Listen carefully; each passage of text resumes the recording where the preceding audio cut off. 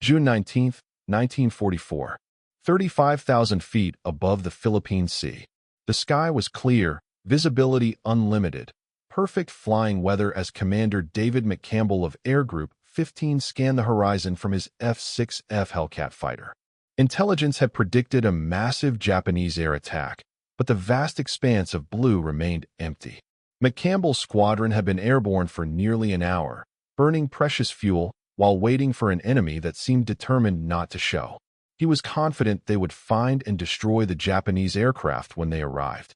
After all, the new Hellcats had proven their superiority in recent engagements. He had no idea that in less than an hour, he would be facing the largest carrier versus carrier battle in history and one of the most decisive air battles ever fought. Before we dive into this story, drop a quick hi in the comments and tell me where you're watching from. It really helps support the channel. This is the story of how American naval aviation, through superior technology, training, and industrial might, would deal a devastating blow to Japanese air power, permanently altering the balance of power in the Pacific and setting the stage for Allied victory. Lieutenant Commander Jisaku Okada of the Imperial Japanese Navy's 601st Air Group checked his flight instruments one final time as his A-6M0 fighter climbed through the clouds. Behind him stretched the pride of Japanese naval aviation. Nearly 1,000 aircraft launched in 4 massive waves from 9 aircraft carriers. Operation Ago, the decisive battle the Imperial Navy had been planning for 2 years, was finally underway. Okada, a veteran with over 2,000 flight hours, had briefed his pilots thoroughly. The Americans had new fighters, these Hellcats, but Japanese pilots were still the best in the world. Their superior maneuverability would overcome any technological advantage the Americans might have. Today we will strike a blow from which the Americans cannot recover, he had told his men. The divine wind is at our backs. Admiral Mark Mitchell stood on the bridge of the USS Lexington, his eyes fixed on the radar screen. The operators had just reported multiple contacts approaching from the west, hundreds of them. Time to launch everything we've got, he ordered calmly. Within minutes, the carrier's warning sirens wailed across the task force. On flight decks across the American fleet, pilots sprinted to their aircraft. Lieutenant Alex Vrashu was already in his Hellcat when the call came. As one of the Navy's leading aces with 12 confirmed kills, Vrashu knew exactly what was at stake. "This is Sweater 1, he radioed to his wingmen. "Stay tight, follow my lead, and remember your training."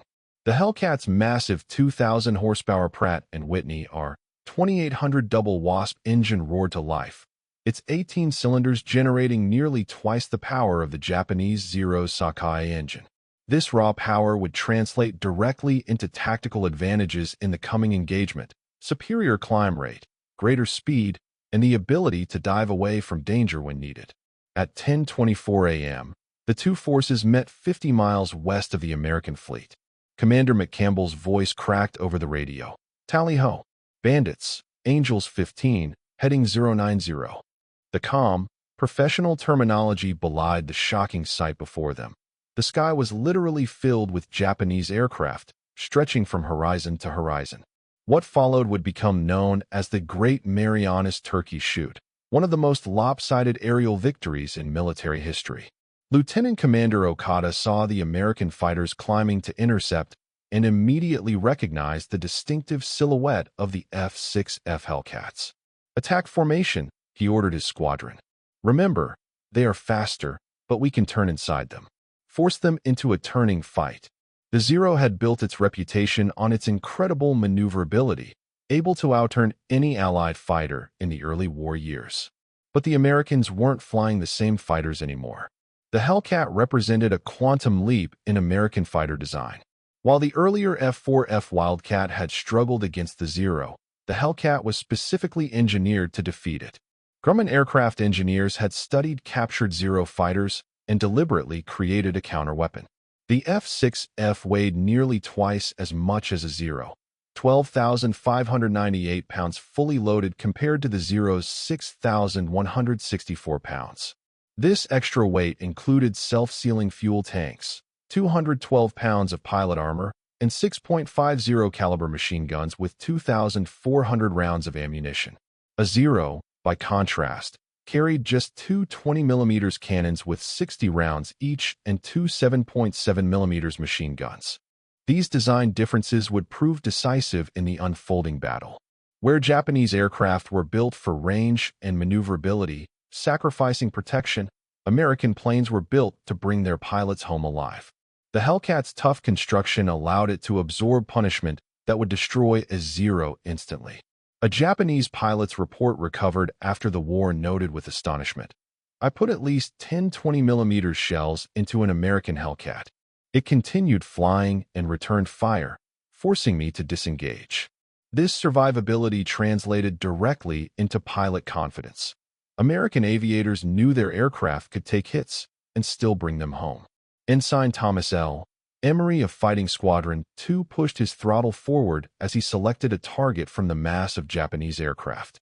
At 21, Emery was one of the younger pilots in the squadron, but like all American naval aviators in 1944, he had received extensive training, over 500 hours of flight time before ever seeing combat. His Japanese counterpart likely had less than 150 hours, a disparity that reflected the different approaches to pilot training. By mid-1944, the Japanese training program had been severely truncated due to fuel shortages and the desperate need for replacement pilots. Emery lined up behind a Judy dive bomber and pressed the trigger. His 6 Browning M2 machine guns hammered out 100 rounds per second, their 750-grain armor-piercing incendiary bullets tearing through the unarmored Japanese aircraft. The Judy's fuel tank erupted into flames, and the aircraft plummeted toward the ocean 15,000 feet below. Splash 1. Emery reported calmly, already searching for his next target. Commander Matake Yonkawa, leading a formation of 16 Val dive bombers from the carrier Shokaku, watched in horror as American fighters tore through the Japanese formation. His radio man shouted a warning as a Hellcat appeared behind them, but it was too late. .50 caliber bullets ripped through the Val's wooden frame. Yonkawa felt a sharp pain in his leg as shrapnel tore through his flight suit. The engine sputtered, trailing black smoke. "We're hit, but we can still fly," he told his radio man. "We must complete the mission." Like many Japanese pilots, Yonkawa had been indoctrinated with Bushido spirit and the absolute commitment to complete his mission, regardless of the cost.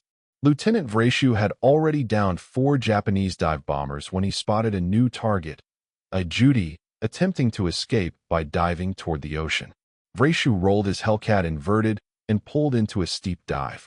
The F-6F's sturdy airframe could withstand diving speeds of over 550 miles per hour without risk of structural failure, while the lighter Japanese aircraft often experienced control surface flutter or even wing failure at high speeds. This was another deliberate design choice. American engineers had prioritized diving performance and high-speed handling, correctly anticipating that American energy tactics would rely on superior power and diving ability. "He's fast, but I'm faster," Vreeshu muttered as he closed the gap. At 11,000 feet, he was within range. A 3-second burst from his 6.50 calibers, and the Judy disintegrated in midair. Splash 5, Vreeshu called, setting a personal record that would contribute to his final tally of 19 confirmed kills by war's end. Back on the carrier Taiho, Admiral Jisaburo Ozawa was receiving disturbing reports. The first wave of attackers had been decimated, with minimal damage inflicted on the American fleet. "How many aircraft have returned?" he demanded. The answer was devastating. Less than 30% of the first wave had made it back to their carriers. Something had gone terribly wrong. The vaunted Japanese naval aviation, which had ruled the Pacific sky since Pearl Harbor, was being systematically destroyed. What Ozawa couldn't know was that this battle represented the culmination of America's industrial transformation. By June 1944, American factories were producing aircraft at an astonishing rate. In that month alone, U.S. manufacturers delivered 1,429 fighter aircraft. The Grumman factory in Bethpage, New York, had a production line that could complete an F-6F Hellcat in just 24 hours from raw materials. Japan, with its limited industrial capacity and resources, produced just 1,620 fighter aircraft during the entire year of 1944. These production numbers translated directly into combat power. The American carriers at the Philippine Sea carried a combined total of 891 aircraft, including 475 fighters, most of them Hellcats. The Japanese carriers mustered 750 aircraft, but only 43% were fighters. More importantly, by mid-1944, American aircraft were technologically superior in almost every category. Lieutenant Junior Grade Clinton Smith of Fighting Squadron 16 found himself isolated from his squadron, surrounded by 6 Zeros. In 1942, this would have been a death sentence, but in his F-6F, 3 Hellcat, Smith had options. "I'll use what this bird does best," he thought, pushing the stick forward and diving away from the Japanese fighters. The Hellcat rapidly accelerated to over 400 miles per hour, leaving the Zeros behind. At 10,000 feet, Smith leveled off, climbed back to altitude in a wide circle, and re-engaged from a position of advantage. Within minutes, he had shot down 2 of the Zeros and sent the others fleeing. This scenario played out repeatedly throughout the battle. American pilots used their aircraft's strengths, power, diving ability, and durability to dictate the terms of engagement. They avoided turning fights where Zeros held the advantage and instead used slashing attacks from above, followed by diving escapes if necessary. This was textbook energy fighting, a tactic that American pilots had been extensively trained to execute. By noon, it was clear that the Japanese attack had failed catastrophically. Lieutenant Commander Okada was among the few survivors of the first wave to return to the carrier Zuikaku. His Zero was riddled with bullet holes, one aileron was partially shot away, and his fuel gauge hovered near empty. As he made an emergency landing, he saw that the flight deck was largely empty. Most of his squadron had not returned. "What happened out there?" demanded Commander Takashi Jagusa, the air group commander. Okada, still shaking from the experience, struggled to find words. "Their fighters were everywhere," he finally managed. "And they knew exactly how to fight us. We couldn't maneuver them into turning battles. They would hit and run, always maintaining their energy." Igusa looked grim. The second wave of attackers had already launched, flying into what was essentially a slaughter. Captain Mitsuo Fukuda, the same officer who had led the Pearl Harbor attack, was serving as a staff officer aboard the carrier Zuikaku. As reports filtered in, he realized the magnitude of the disaster unfolding. "We are losing our entire air groups," he noted in his diary that evening. "The Americans have achieved complete air superiority with these new fighters. Our pilots are being shot down at a rate we cannot possibly sustain." Fukuda's assessment was accurate. By the end of the day, Japanese naval aviation had lost over 400 aircraft and hundreds of irreplaceable pilots. American losses totaled just 30 aircraft, with most pilots rescued by the efficient American Air Sea Rescue Service. The technology gap between the F-6F Hellcat and the A-6M0 told only part of the story. Equally important was the vast disparity in pilot experience and training. By mid-1944, the Japanese Naval Air Service had lost most of its veteran pilots from the pre-war and early war period. The intensive training program that had produced the elite pilots who struck Pearl Harbor had been abandoned in favor of rushed courses that pushed barely qualified pilots into combat. Petty Officer First Class Takashi Sakai had received just 120 hours of flight training before being assigned to a frontline unit in May 1944. "They taught us basic flying and a few combat maneuvers," he later recalled. "But mostly they taught us the spirit of sacrifice for the Emperor." Sakai survived the Battle of the Philippine Sea by pure luck. His aircraft developed engine trouble before takeoff, and he was held back from the third attack wave. By contrast, Lieutenant Robert Duncan of Fighting Squadron 15 had accumulated 640 hours of flight time during his training, including 94 hours in the F-6F specifically. American pilot training emphasized gunnery, formation flying, and tactical decision-making. "We spent hours practicing deflection shooting," Duncan wrote in his after-action report. "When the moment came in actual combat, I didn't have to think about lead or convergence. It was instinctive." This training advantage was multiplied by experience. Many American squadrons contained a core of veteran pilots who had fought in earlier campaigns and passed their knowledge to newcomers. The Japanese, having lost most of their veterans, had few experienced leaders to guide their rookie pilots. As afternoon approached, Admiral Ozawa faced a terrible decision. 2 more attack waves had been launched and decimated, with minimal damage inflicted on the American fleet. His carriers had fewer than 200 aircraft remaining. Should he withdraw to preserve what remained of Japanese naval aviation, or continue the fight? Pride and strategic necessity dictated his choice. "Prepare the remaining aircraft for a final strike," he ordered. "We must press the attack." The 4th wave of Japanese aircraft, just 82 planes, launched at 2:30 p.m. They would fare no better than their predecessors. Commander David McCampbell had refueled and rearmed his Hellcat and was back in the fight as the 4th Japanese wave approached. "Fox leader to all units," he radioed.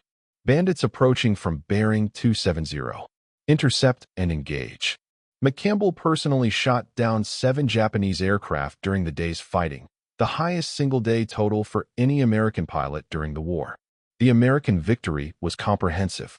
Of the approximately 950 Japanese aircraft involved in Operation Ago, about 550 were destroyed, with nearly 400 never returning to their carriers. American losses totaled just 123 aircraft, many lost to operational accidents rather than enemy action. The lopsided results earned the battle its nickname, the Great Marianas Turkey Shoot. But the battle wasn't quite over. As evening approached, Admiral Mitcher made a fateful decision that illustrated the different values of the opposing forces.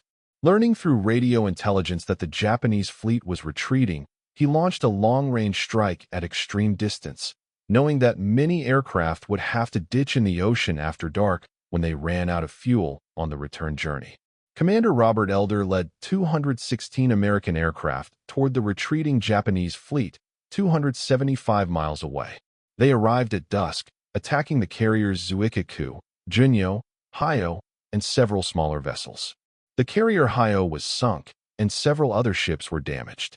Then, as darkness fell, the American pilots faced their greatest challenge, finding their way back to their carriers over hundreds of miles of open ocean in the dark.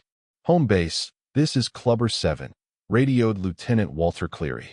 Running on fumes. Request bearing and distance." All across the task force, radio operators worked frantically to guide the returning aircraft. Admiral Mitcher, breaking naval protocol, ordered all ships to turn on their lights, creating a brilliant illumination visible for miles, and potentially revealing their position to Japanese submarines. "I'd rather risk the ships than lose a single pilot unnecessarily," Mitcher reportedly said. The decision reflected a fundamental difference in military philosophy. While Japanese doctrine accepted high casualty rates as the cost of victory, American commanders placed tremendous value on the lives of their trained personnel, recognizing that experienced pilots were a strategic asset that could not be quickly replaced. Despite these efforts, only 80 of the 216 aircraft that participated in the strike managed to land safely on their carriers. Another 49 ditched in the ocean near the task force, with their crews rescued by destroyers. The remainder were forced to ditch farther away, though many of these crews would be rescued in the following days by American submarines and seaplanes specifically tasked with air-sea rescue. Lieutenant Eugene Valencia ditched his fuel-starved Hellcat within sight of the American task force. As he inflated his life raft, he watched the carrier lights glowing on the horizon. "I knew they'd come for us," he later wrote. "That's the American way. We don't leave our people behind." Valencia was picked up by the destroyer USS Gatling after just 40 minutes in the water and returned to his squadron the next day. For the Japanese pilots who survived the battle, the return to their carriers brought no such comfort. The carriers Taiho and Shokaku had been sunk by American submarines during the air battle, forcing their surviving aircraft to land on other vessels. Fuel was critically low, and many Japanese planes crashed while attempting emergency landings on unfamiliar flight decks. Petty Officer Hiroshi Yoshida, a Zero pilot from the Zuikaku Air Group, managed to return safely but found his carrier in chaos. "There were wounded men everywhere," he recalled years later, "and so many empty spaces where my friends should have been. We knew then that something fundamental had changed in the war." Indeed, the Battle of the Philippine Sea marked the effective end of Japanese naval air power as a strategic force. The loss of hundreds of trained pilots, many of them the last of the experienced veterans, was a blow from which the Japanese Naval Air Arm never recovered. In the subsequent Operation Tatsumaki, Formosa Air Battle, in October 1944, Japanese naval aviation made extravagant claims of sinking dozens of American ships, when in reality they inflicted minimal damage while losing hundreds more aircraft. The F-6F Hellcat would go on to become the most successful fighter aircraft in naval history, with a kill-to-loss ratio of 19-1. American pilots flying Hellcats shot down 5,163 enemy aircraft, while losing only 270 Hellcats in aerial combat. These stunning statistics reflected both the aircraft's superiority and the quality of American pilots. The Hellcat's combat record was particularly impressive given that it was designed and put into production without a prototype stage. The first production F-6F-3 flew just 1 year after the program began, a testament to the urgency of wartime development and the confidence Grumman engineers had in their design. Commander William Bill Dean, who flew with Air Group 15 during the battle, later reflected on what made the difference. The Hellcat gave us 3 essential advantages, he explained. First, it could take punishment. I once counted 17 holes in my aircraft after a mission, including one 20mm shell that went right through the cockpit without exploding. In a Zero, that would have been fatal. Second, it had the power to dictate the terms of the engagement. We could always disengage if we needed to. And third, those 6.50 calibers were devastating against unarmored Japanese aircraft. The industrial disparity became even more pronounced after the battle. While Japan struggled to replace its losses, American production accelerated further. By the end of 1944, Grumman had delivered 6,139 F-6F Hellcats to the Navy and Marine Corps. The assembly line in Bethpage was producing one complete fighter every hour, around the clock. No Japanese aircraft factory could match even a fraction of this output. The human cost of the battle revealed another fundamental asymmetry. While American pilots who were shot down were often rescued to fight another day, downed Japanese airmen were almost always lost. The ocean was vast, and Japan lacked the resources for comprehensive air-sea rescue operations. This created a vicious cycle. Experienced pilots were lost forever, forcing Japan to rely increasingly on hastily trained replacements, who in turn suffered even higher casualty rates due to their inexperience. Lieutenant Commander Okada was one of the few veteran Japanese pilots to survive the Philippine Sea battle. Transferred to a training unit in Japan, he tried desperately to pass on his combat experience to new pilots. I told them everything I had learned about the Hellcats, he wrote in a letter to a friend. How to avoid their attacks, how to use our maneuverability. But there was simply not enough time. The new pilots had only a fraction of the flight hours we had before Pearl Harbor. Sending them against the Americans was like sending children against wolves. By early 1945, Japanese naval air groups were so depleted of experienced personnel that they were effectively combat ineffective. The final evolution of this desperate situation was the formation of special attack units, the infamous Kamikaze Corps. Unable to match American fighters in conventional combat, Japan turned to suicide tactics, trading a pilot and aircraft for the possibility of sinking a ship. Even this strategy proved insufficient against the overwhelming American advantage in fighter aircraft and shipboard anti-aircraft defenses. The F-6F Hellcat became the primary interceptor against these kamikaze attacks. Lieutenant Alex Vrashu, who had scored 6 kills during the Marianas Turkey shoot, added several more by intercepting kamikazes before they could reach the fleet. They were determined. I'll give them that, he noted after one such mission. But determination alone can't overcome superior technology and training. The legacy of the Great Marianas Turkey shoot extends beyond the immediate tactical victory. It demonstrated that industrial capacity and technological superiority, when combined with comprehensive training and realistic doctrine, could overcome even the most dedicated opposition. The battle vindicated the American approach to warfare, an approach that valued the lives of its fighting men, invested heavily in their training, and provided them with the best equipment that American industry could produce. Commander Joseph Clifton, who led a Hellcat squadron at the Philippine Sea, perhaps summarized it best in his after-action report.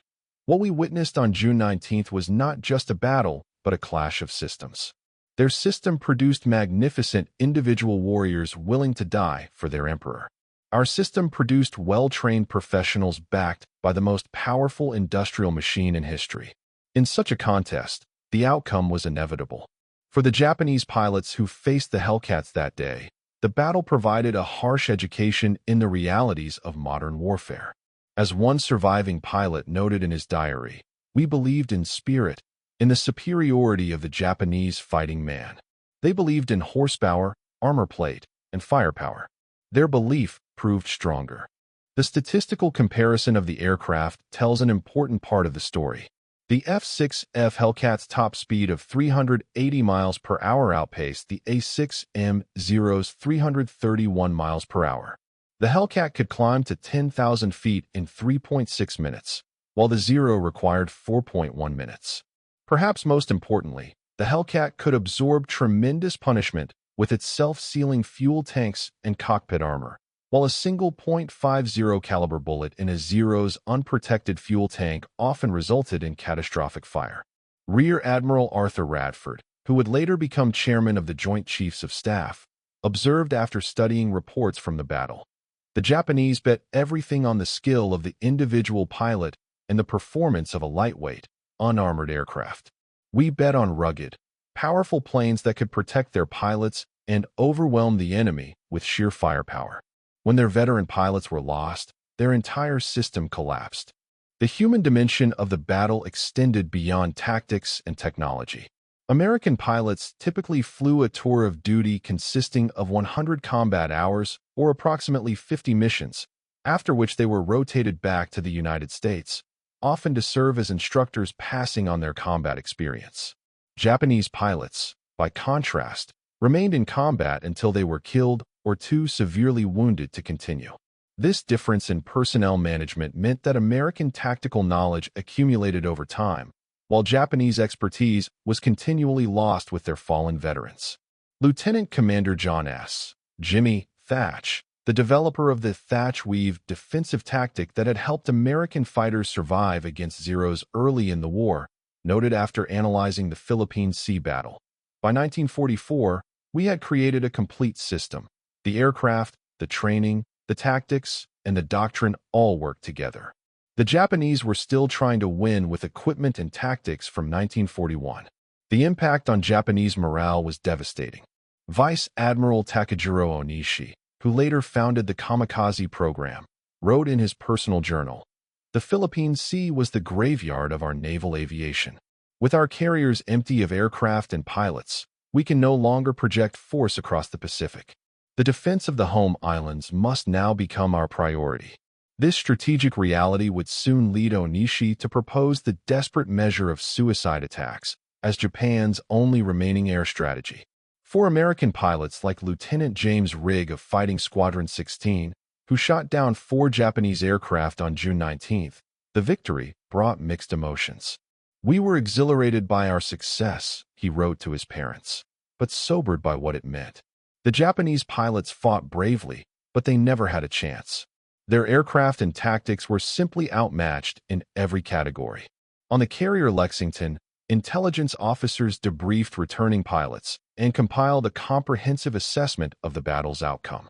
Lieutenant Commander Edward "Butch" O'Hare, after whom Chicago's International Airport would later be named, participated in this analysis.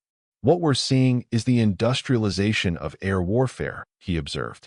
"Individual heroism still matters, but industrial capacity and technological superiority have become the deciding factors."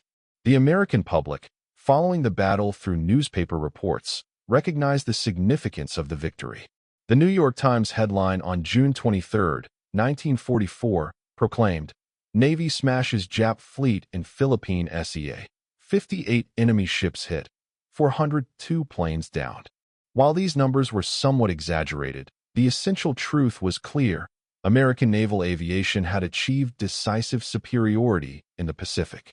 In the months following the battle, American carriers roamed the Western Pacific virtually unopposed. The once mighty Japanese naval air arm, which had dominated the early Pacific War, was reduced to a defensive force struggling to protect the home islands against increasing American air attacks. By the time the first B-29 bombers appeared over Tokyo in November 1944, there were few experienced pilots left to oppose them. The F-6F Hellcat, the aircraft that had so decisively turned the tide, continued to serve through the end of the war. Its ruggedness, firepower, and performance made it the definitive carrier fighter of the Pacific War. While later aircraft like the F-4U Corsair would match or exceed its performance, none would surpass its record of aerial victory. And that concludes our story. If you made it this far, please share your thoughts in the comments. What part of this historical account surprised you most? Don't forget to subscribe for more untold stories from World War II, and check out the video on screen for another incredible tale from history. Until next time.